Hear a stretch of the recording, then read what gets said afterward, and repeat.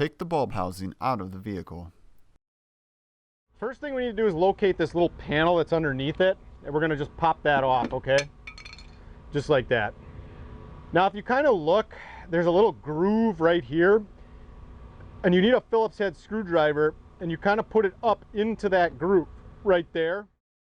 Remove the screw by turning it counterclockwise.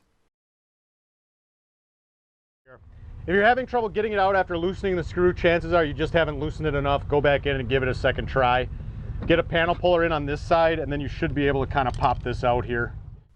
Pry the housing away from the vehicle first, then pull it out. So just a heads up, guys, this is the screw that you have to get in order to take it off. It's kind of hard to see when the housing is actually in there, but that's what it is going to look like.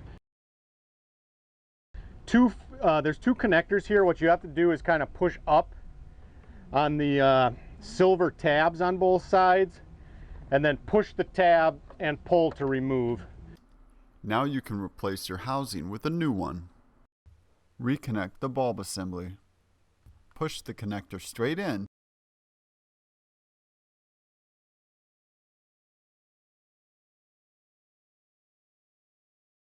Reinsert the bulb housing into the vehicle. We had success replacing the housing by inserting the left end in first, then pivoting the other side into place. Replace the screw by turning it clockwise. Make sure the bulb housing is secure. Replace the cover.